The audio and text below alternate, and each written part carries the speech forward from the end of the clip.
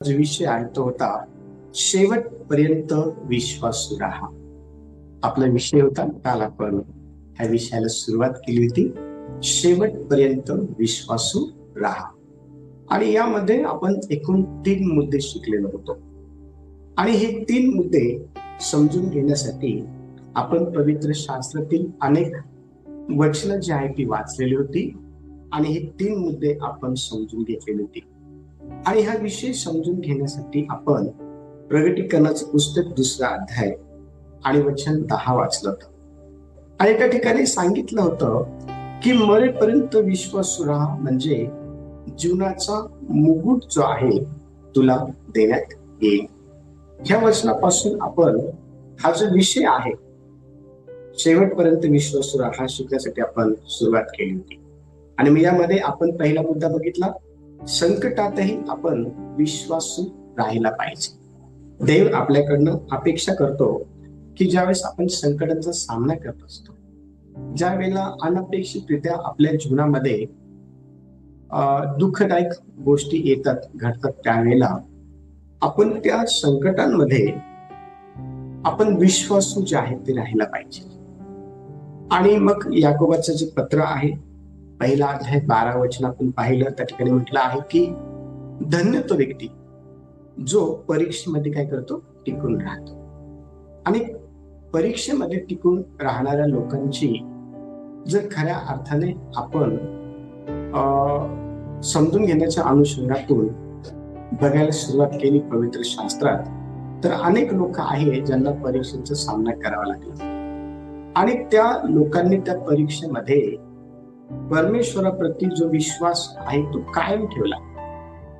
त्यांच्या जीवनात आलेले जे काही संकट आहे त्यामुळे त्यांनी देवावरचा जो विश्वास आहे तो कमी होऊ दिला नाही.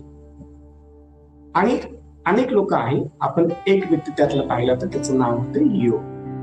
आणि योगाचं जीवन कसं होतं याविषयी आपण सविस्तर अध्ययन जे ते केलं आहे. योगाच्या जीवनामध्ये पहिल्याच अध्यायात योगाच्या कोणकोणत्या प्रकारच्या संकटाचा सामना जो आहे योगाला करावा लागला हे आपल्याला पाहायला भेटतं. आणि ह्या सर्व प्रकारच्या संकटाचा सामना योग करत असताना आपण काय पाहतो की त्याने देवाला सोडलेलं नव्हतं. त्याच्या पत्नीने त्याने देवाला सोडून टाकावं म्हणून काही गोष्टी सांगितलेल्या 2ऱ्या अध्यायाच्या 9व्या वचनातून आपल्याला पाहायला भेटतं. आणि पहा, त्याच्या पत्नीने त्याला देवाला सोडायला सांगितलं असतानाही त्याने देवाला जे आहे ते सोडलं नाही, तो देवाला धरून राहिला. आपल्या जीवनामध्ये ज्यावेळेस आपण संकटांचा सामना करत असतो त्यावेळेला काय आपण देवाला धरून राहतो का? आपण त्या संकटामध्ये देवाप्रती विश्वासू जे आहे ते आपण राहतो का? हे आपल्याला देवाबरोबरच्या वाटचालीमध्ये बघणं फार गरजेचं आहे. कारण ख्रिस्ती जीवन हे सोपं नाहीये. आणि ह्या ख्रिस्ती जीवनामध्ये वाटचाल करत असताना आपल्याला आपल्या स्वतःचा जो विश्वास आहे तो देवाप्रती टिकून राहण्याच्या अनुषंगातून काय करणं गरजेचं आहे, तर संकटामध्ये आपण देवाला सोडू नये. संकटामध्ये आपण देवापासून लांब जायचं जावं. 2रा मुद्दा आपण बघितला होता तो हा की लोकांनी सोडले तरी देवाबरोबर काय करा, विश्वासू राहा. अनेक वेळा लोक आपल्याला सोडून जातात म्हणून आपण देवाप्रती विश्वासू राहत नाही. आणि हा मुद्दा समजून घेण्यासाठी आपण पाहिलं की कशा प्रकारे संत पाऊल हा तिमोथेच्या पत्राच्या 2 तिमोथेचं पत्र 4था अध्याय आणि 16 आणि 17 वचनातून हे सांगून दिसून येतो की सर्वांनी मला सोडलं. ज्या वेळेला मी संकटामध्ये होतो, त्रासामध्ये होतो, परेशानीमध्ये होतो, ज्या वेळेला मला मारहाण करण्यात आली, ज्या वेळेला मी तुरुंगामध्ये होतो, मला सर्वांनी सोडलं. सर्वांनी मला सोडलं.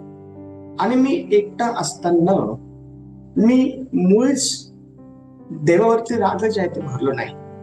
मी एकटा असताना मी देवाला सोडण्याचा जो विचार आहे तो मी कधीच केला नाही. लोकांनी मला सोडलं, पण देव हा माझ्या बरोबर उभा होता.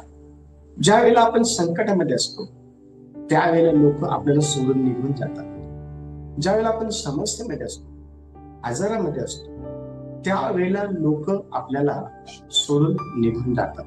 पण एक गोष्ट लक्षात ठेवा, लोक आपल्याला आपल्या संकटाच्या दिवसांमध्ये सोडून गेली असल्या कारणामुळं आपण देवापासून जे आहे ते दूर जायचं नाही, किंवा देवाला दोष जे आहे ते लोक आपल्याला सोडून गेले असल्या कारणामुळे आपण कधीही देऊ नये.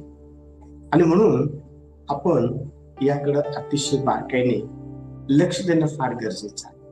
आणि मग तिसरा मुद्दा आपण बघितला होता की लहान सेवेतही विश्वास आपण राहिला पाहिजे. ज्या वेळेला आपण लहान लहान जबाबदाऱ्या जे देव आपल्याला देतो त्यामध्ये विश्वास लक्ष द्या, त्यावेळेला परमेश्वर देव त्या आपल्या विश्वास योग्यतेकडे जायचं पाहत असतो. आणि हा मुद्दा शिकून घेण्यासाठी आपण लोकपुरुष 16 अध्याय वचन 10 आपण वाचलं होतं.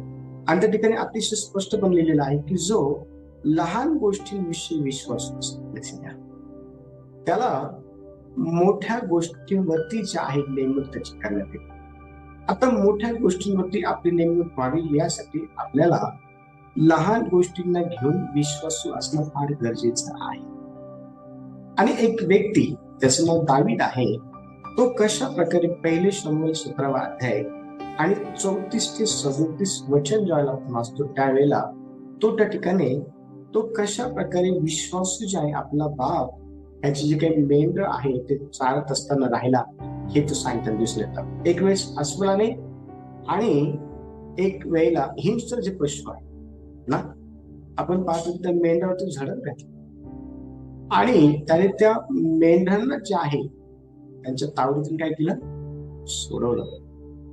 सांगायचं तात्पर्य काय आहे, जी जबाबदारी दाविदावरती त्याच्या बापाने मेंढर चारण्याची टाकलेली होती ती जबाबदारी अतिशय प्रामाणिकपणे विश्वास योग्यतेने तो पार पाडत होता. आणि त्या जबाबदारीमध्ये परमेश्वर देव आपण पाहतो की त्याच्याकडे बारकाईने लक्ष देतो. आणि त्या ठिकाणी तो विश्वासू असल्या कारणामुळे बापाच्या मेंढरांचं संरक्षण करण्यामध्ये तो विश्वासू होता. तो त्यामध्ये विश्वासू असल्या कारणामुळं त्याच्यावरती मोठी जबाबदारी जी आहे ती टाकण्यात आली आणि तो इस्रायलचा राजा जे आहे झालेला आपल्याला पाहिजे. ह्या सर्व 3 गोष्टी आपण काल संध्याकाळी जे आहे शिकलेलो होतो. आता मुद्दा क्रमांक 4 लिहा. मुद्दा क्रमांक 4 आपण लिहिणार आहोत, पापाच्या मोहातही विश्वासू राहा. ज्या वेळेला आपल्याला मोह होतो ना, ज्या वेळेला आपल्याला मोह होतो त्या वेळेला आपण विश्वासू जे आहे त्यामध्ये राहणं फार गरजेचं आहे. कारण अनेक वेळा मोह हा आपल्याला पाप करण्याकरता प्रवृत्त जे आहे ते करत असतो.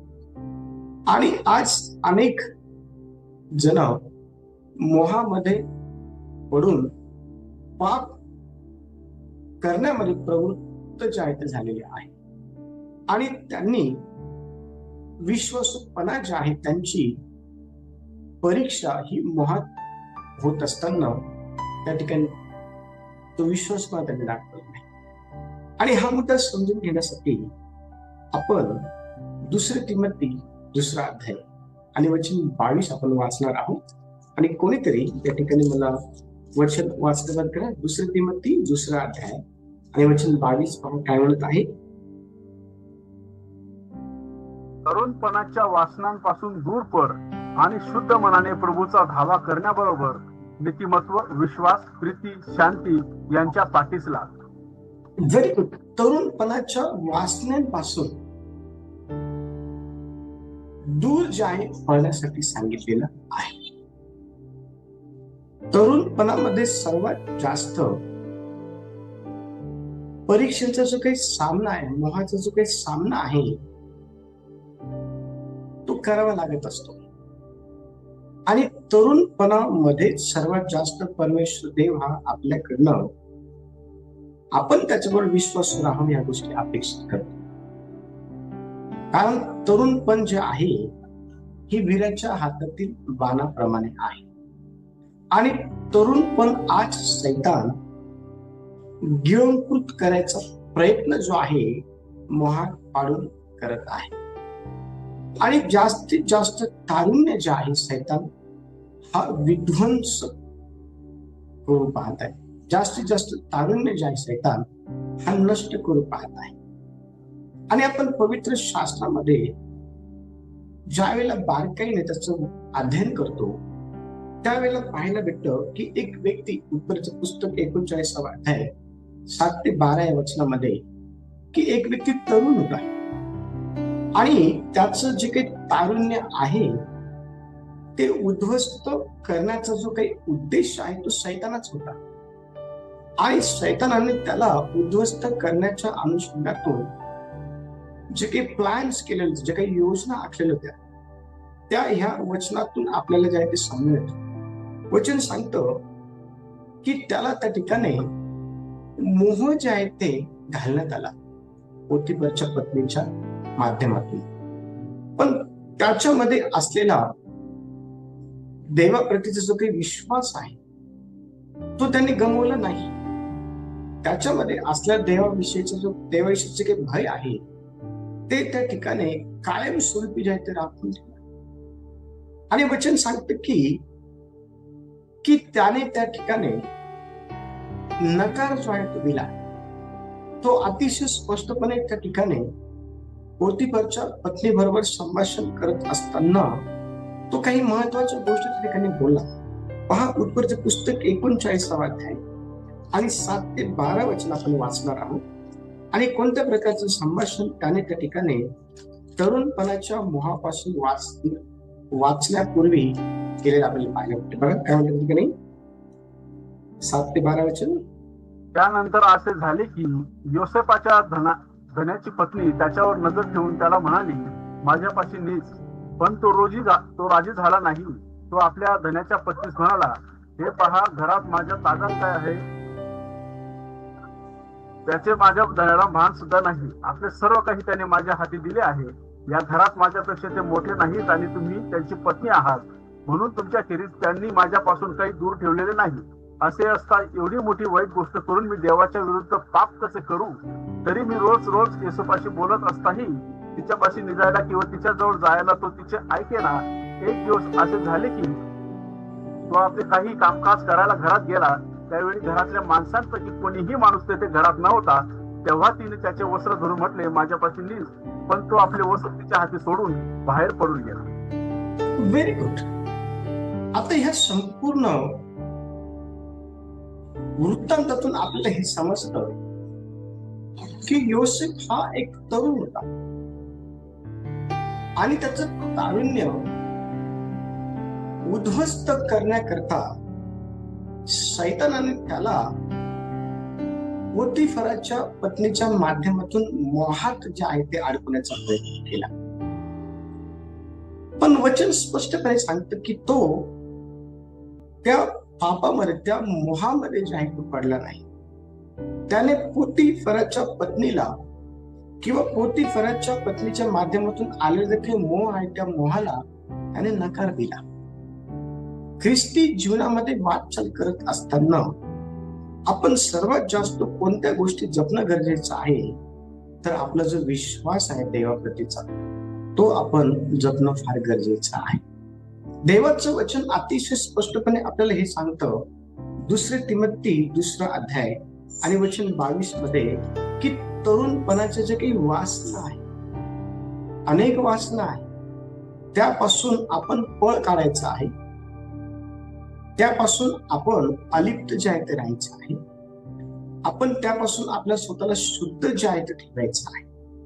हे आपल्याला ख्रिस्ती जीवनामध्ये वाटचाल करत असताना समजणं फार गरजेचं आहे. आणि हे जर आपल्याला समजलं तर निश्चित अर्थाने आपण देवाच्या ज्या काही योजना आहेत त्या आपल्याद्वारे पूर्ण करणारा व्यक्ती ठरल्याशिवाय राहणार.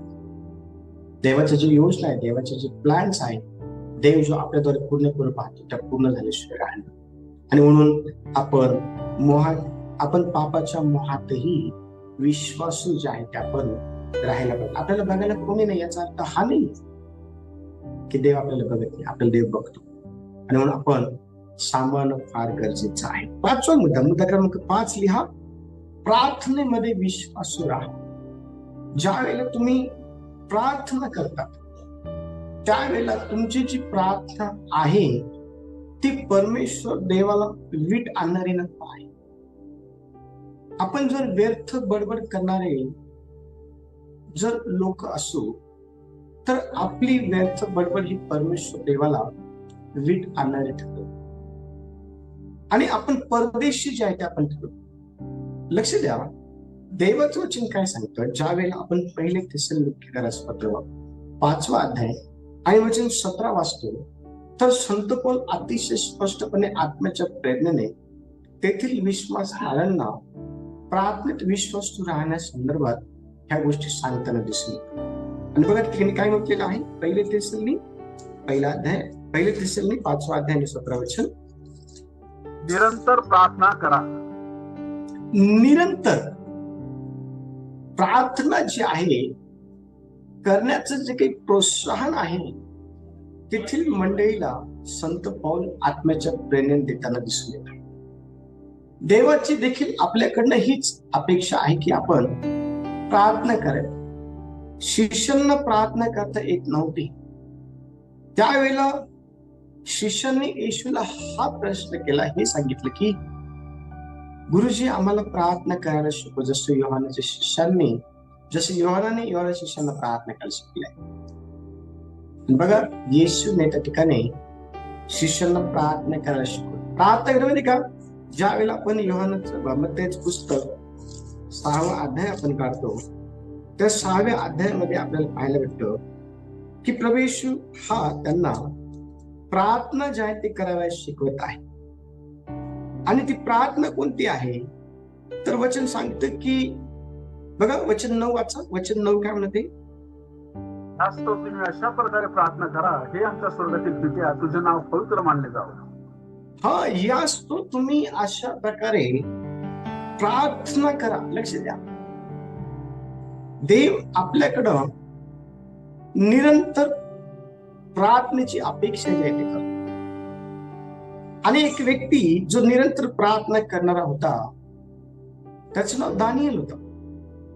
आणि दानिएलचं पुस्तक 6वा अध्याय आणि वचन 10 आपण वाचतो त्या ठिकाणी असं म्हटलेलं आहे की दानिएल दिवसातून 3 वेळेस प्रार्थना जे आहे ते करत असायचं. जर दानिएलचं प्रार्थना करण्याचं रुटीन जर दिवसातून 3 वेळेच होतं तर मग हे रुटीन आपलं देखील बनणं फार गरजेचं आहे. बघा दानिएलचं पुस्तक 6वा अध्याय आणि वचन 10 काय म्हणते पहा.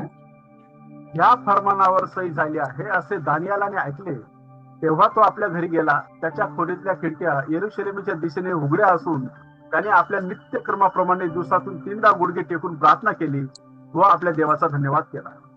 Very good. त्याच्या खोलीच्या ज्या खिडक्या होत्या त्या यरूशलेमच्या दिशेने उघड्या होत्या आणि त्याने दिवसातून 3 वेळेस वचन सांगतं 3 वेळेस गुडघे टेकून प्रार्थना केली आणि आपल्या देवाचा धन्यवाद केला. दानिएलाचं जे जीवन आहे ते प्रार्थनामय जीवन होतं आणि आपलं देखील जीवन प्रार्थनामय असावं ही देवाची इच्छा आहे. आणि देवाची इच्छा ही आपल्याद्वारे पूर्ण व्हावी यासाठी आपण आपल्या प्रार्थनामय जीवनाकडे लक्ष देणं फार गरजेचं आहे. कारण अनेक विश्वासणारे ज्यामध्ये आपण पण येतो जर कोणत्या गोष्टींमध्ये कमजोर आहे तर तो भाग आहे प्रार्थनेचा. येशू आपल्या शिष्यांना घेऊन ज्या वेळेला रूपांतराच्या डोंगरावरती गेला येशू आपल्या शिष्यांना म्हणाला की जागे राहा, प्रार्थना करा. तो काही पुढे गेल्यानंतर तो प्रार्थना करायला लागला आणि प्रार्थना करून परत आपल्या शिष्यांकडे आल्यानंतर पाहतो तो काय ते झोपी गेलेले आहे. येशूने त्यांना उठवलं. येशू त्यांना म्हणाला थोडा वेळही तुम्हाला माझ्या बरोबर जागवत नाही का. प्रार्थनेमध्ये आपण जास्तीत जास्त वाढणं फार गरजेचं आहे. देव अपेक्षा करतो की आपण प्रार्थनेमध्ये ह्या दिवसांमध्ये जास्तीत जास्त वाढलं पाहिजे. 6 क्रमांक 6 लिहा. देवाच्या वचनात विश्वासू जे आहे ते आपण राहायला पाहिजे. देवाचं वचन आपण वाचतो, देवाचं वचन आपण ऐकतो, पण काय त्या देवाच्या वचनाप्रमाणे आपण चालत आहोत का? जर आपण चालत नाहीये तर आपल्याला त्या देवाच्या वचनाप्रमाणे चालता यावे यासाठी आपण पवित्र आत्म्याची मदत घेणं फार गरजेचं आहे. यासाठी की आपल्याला देवाच्या वचनात विश्वासू जे आहे ते राहता यावं. आणि ज्यावेळेस स्तोत्र संहिता 119 आणि त्याचं 105 वचन आपण वाचतो, तर त्या ठिकाणी दावीद राजा अतिशय महत्वाच्या गोष्टी सांगताना आपल्याला दिसून येतो देवाच्या वचनात विश्वास राहण्यासंदर्भात. बघा कोणते वाचते वचन. तुझे वचन माझ्या पावलांसाठी दिव्यासारखे व माझ्या मार्गावर प्रकाशासारखे आहे. हा, तुझं वचन माझ्या पावलासाठी दिवा आहे. लक्ष द्या, देवाचं वचन हे जर आपण वाचत राहिलो, देवाचं वचन जर आपण समजून घेऊन त्याप्रमाणे चालत राहिलो, तर ते देवाचं वचन आपला जो पाय आहे तो कशामध्येही अडकू देणार नाही.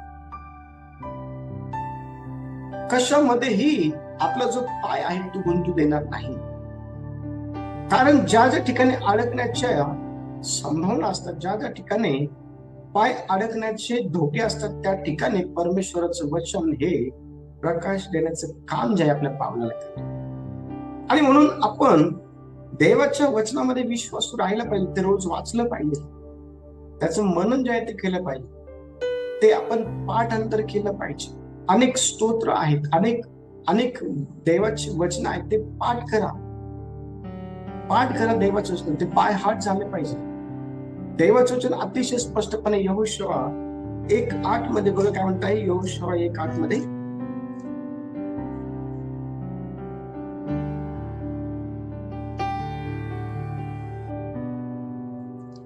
नियमशास्त्राचा हा ग्रंथ तुझ्यामुखी सदैव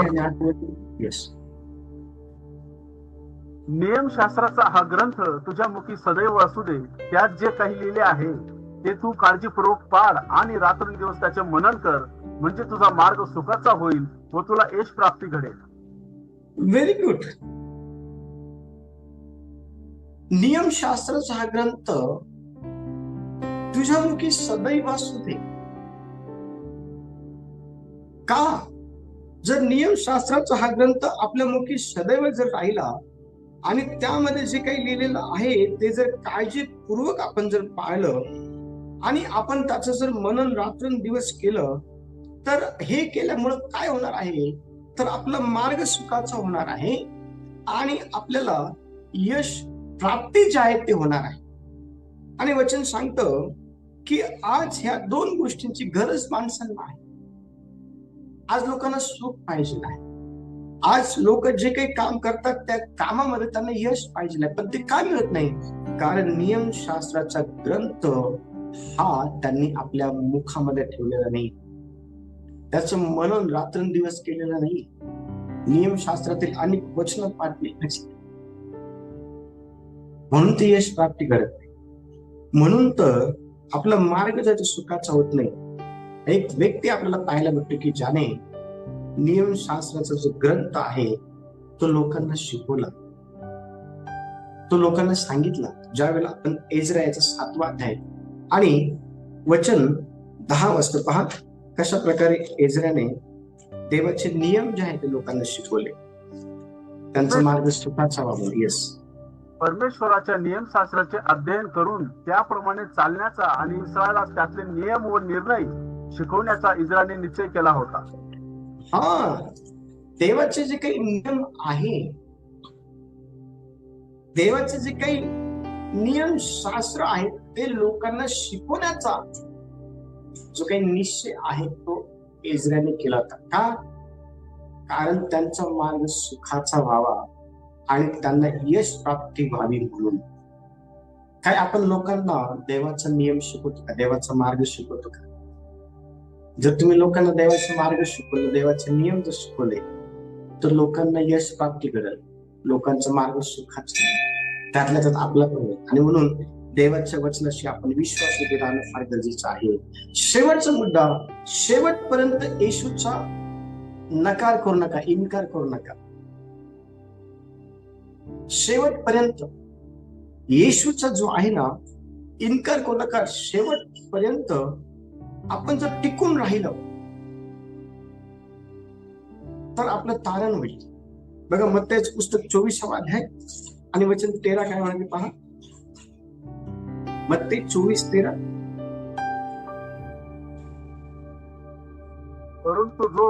परंतु जो शेवटपर्यंत टिकून राहील तोच तरेल. Very good. जो शेवटपर्यंत टिकून राहील, जो शेवटपर्यंत काय माहिती का, जो शेवटपर्यंत टिकून राहील तोच तरेल. लक्ष द्या. आणि शेवटपर्यंत टिकून राहणं फार गरजेचं आहे. आणि शेवटपर्यंत टिकून राहण्याकरता आपल्याला कोणत्या गोष्टी करायची गरज आहे. काही जरी झालं आपल्या जीवनाबरोबर, आपल्या सोबत काही जरी झालं, किती जरी छळाचा सामना करावा लागला, तरीही येशूचा नकार जो आहे तो आपण करायचा नाही. मरेपर्यंत विश्वासू राहा, म्हणजे जीवनाचा मुकुट जे आहे तो आपल्याला भेटेल. आणि एक व्यक्ती ज्याने मरेपर्यंत विश्वासू राहील, मरेपर्यंत त्याने येशूचा नकार जो आहे तो केला नाही, असा व्यक्ती आपल्याला प्रेषणाची कृत्य 7 अध्याय आणि 54 ते 60 या वचनामध्ये पाहायला भेटतो, ज्याचं नाव स्टेफन आहे. त्याला दगडमार करण्यात आला.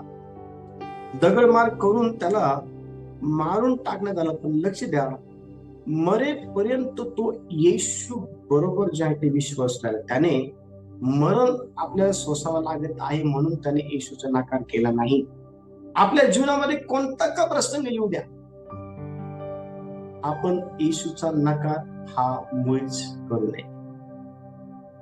बघा वचन काय सांगत आहे. प्रेषणाची कृत्य 7 अध्याय 54 ते 60 वचन. त्याचे हे भाषण ऐकणाऱ्यांच्या अंतःकरणास इतके झुंजले की ते त्याच्यावर दात ओठ खाऊ लागले. परंतु पवित्र आत्म्याने पूर्ण होऊन त्याने आकाशाकडे निरखून पाहिले, तेव्हा देवाचे तेज व देवाच्या उजवीकडे येशू उभा असलेला त्याच्या दृष्टीस पडला. आणि त्याने म्हटले, पहा, आकाश उघडलेले व मनुष्याचा पुत्र देवाच्या उजवीकडे उभा असलेला मला दिसत आहे. तेव्हा ते मोठ्याने ओरडून व कान बंद करून एकजुटीने त्याच्या अंगावर धावून गेले. मग ते त्याला शहराबाहेर घालून दगडमार करू लागले. आणि साक्षीदारांनी आपली वस्त्रे शाऊल नावाच्या एका तरुणाच्या पायाजवळ ठेवली. ते दगडमार करत असता स्तेफन प्रभूचा धावा करत म्हणाला, हे प्रभू येशू, माझ्या आत्म्याचा स्वीकार कर. मग गुडघे टेकून तो मोठ्याने ओरडला, हे प्रभू, हे पाप त्यांच्याकडे मोजू नकोस. असे बोलून तो झोपी गेला. Very good. त्या ठिकाणी लोक हे त्याला दगडमार करत होते, पण त्याने येशूचा नकार जो आहे तो केला नाही. सत्य सांगणं जे आहे, बोलणं जे आहे, त्याने सोडलं नाही. आपल्या जीवनामध्ये जर अशा प्रकारच्या प्रसंगाचा सामना जर आपल्याला करावा लागला, तर आपण कोणती गोष्ट निवडली पाहिजे, तर शेवटपर्यंत येशूचं नाव आपण धरून राहिला पाहिजे. कारण वचन सांगतं, माझ्यामुळं लोक तुमची निंदा करतील, तुम्हाला छळतील. लक्ष द्या. त्यावेळेला आपण येशूला सोडून देतो का?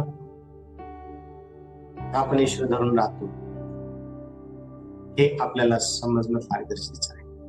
देवा या वचनाच्या द्वारे सर्वांना आशीर्वाद.